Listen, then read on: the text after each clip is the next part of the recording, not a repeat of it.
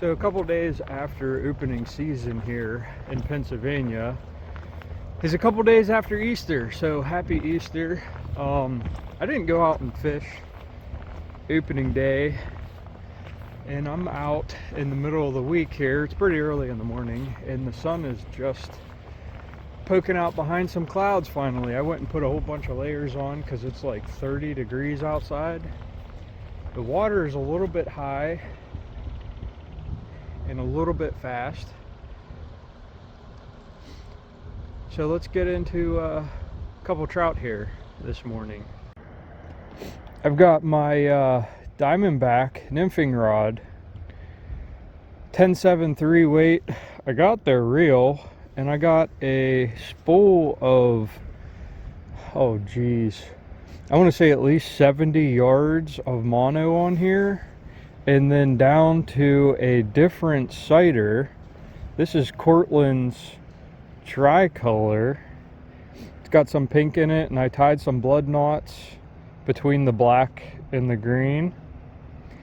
And last week I was fishing and I was using an indicator, so I don't have my sliding blood knots on here, but down to a micro swivel, to 4x, to a tippet ring. Now then I have 20 inches of 5x, and I'm going to take like 6 inches of 5x and come off of here for a little tag.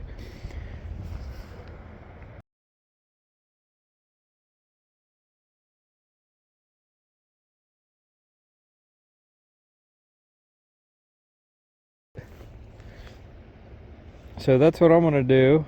Make sure that knot's cinched. Cut that off.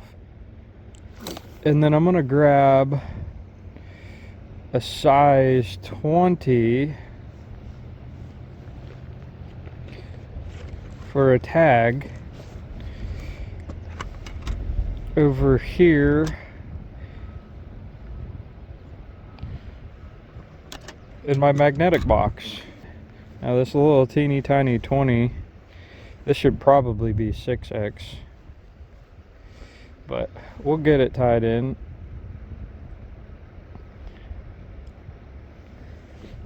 I doubt my focus is working, but we are tied into a 20.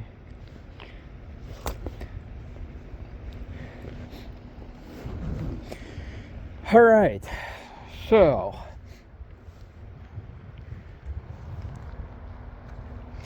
this water is fairly deep here and windy, and I just hooked my glove. Look at that. Right off the bat, hooked my glove. I might have to put an indicator on. Nope, that wasn't bad.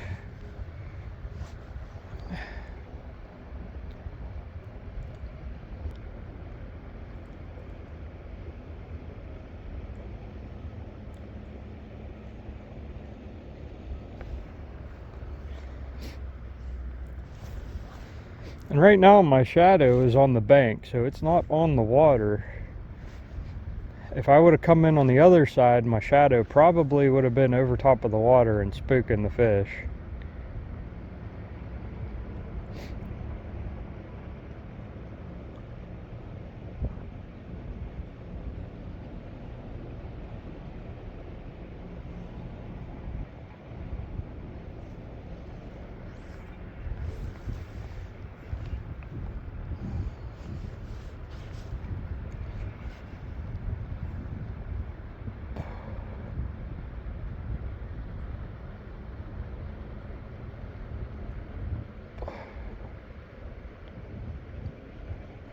Now I'm all the way down.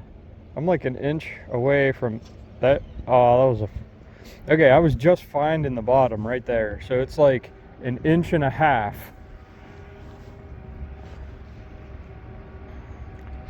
from the top of the pink, which means this water is pretty deep here.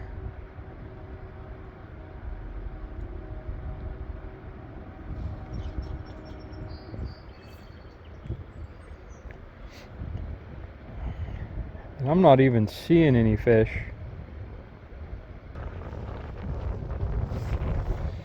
Now my shadow just touched the tip of the water here, so I don't want to walk in any closer.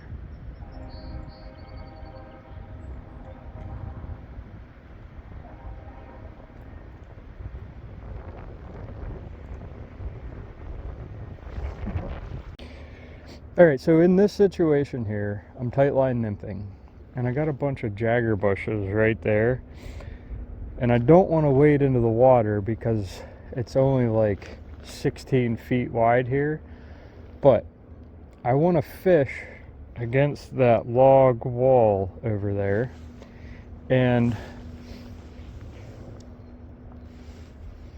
I can see the depth of the water where my line is tracking, but I want to be able to get out a little bit farther. So in this situation, what I'm going to do is I'm going to get a bobber out, and it's one of these twist cap airflows, I believe, air locks or something,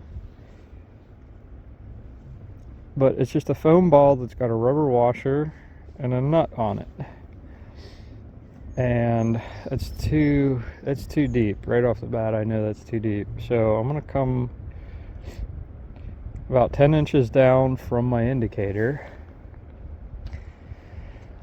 and what I'm gonna do is I'm gonna put the line behind me, and then I'm gonna flick it up.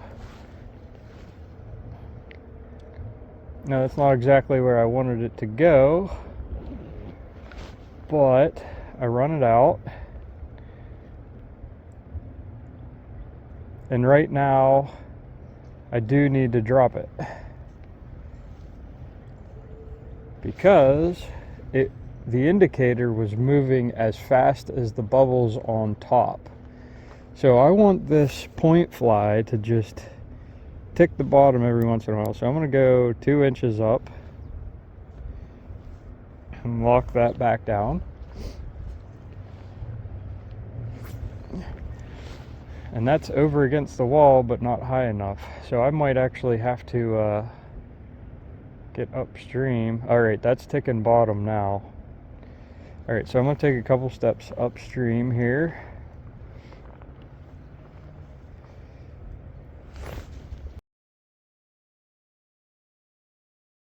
It was a pretty decent cast. Now I got to mend my line. Now the sun's poking through. I can see there's no fish over there.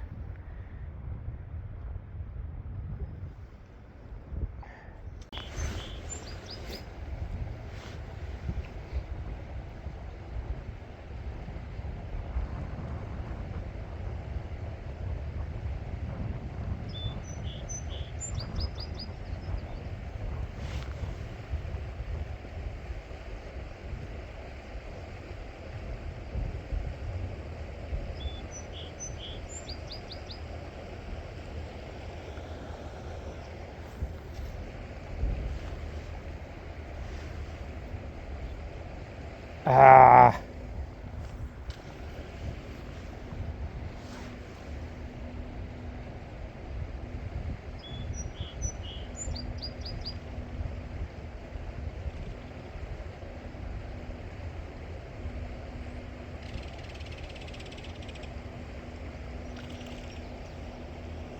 There's the one.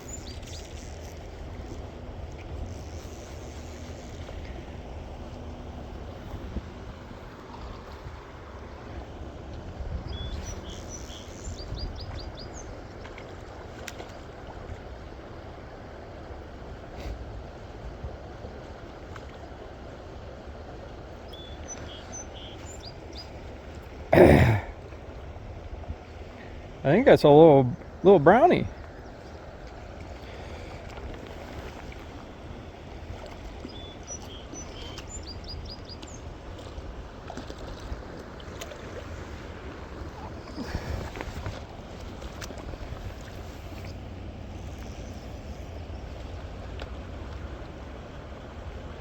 That's a nice brownie.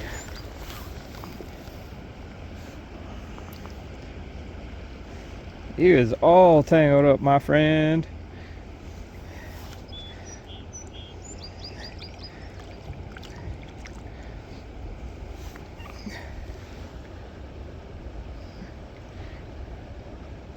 Come on, open up.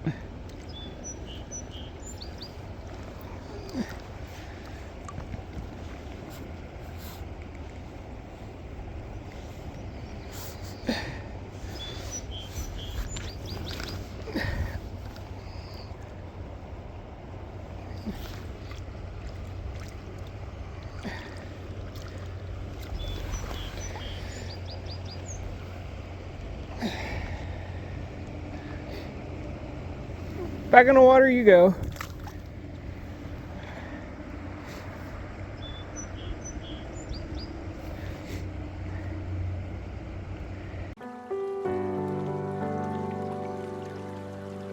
To the thorax, and bam. And then this one's going to plate down on that. It's an alien! Actually, I'm just going to wet my fingers. Wet them out. There. Everything's cinched up, nice and tight, and everything's still.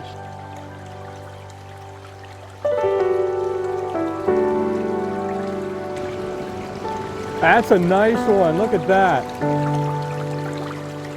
Oh, I lost it. Here are my boots in the mudroom sink here. And after you go fishing, after every stream you go into, you should clean the living crap out of your waders and your boots.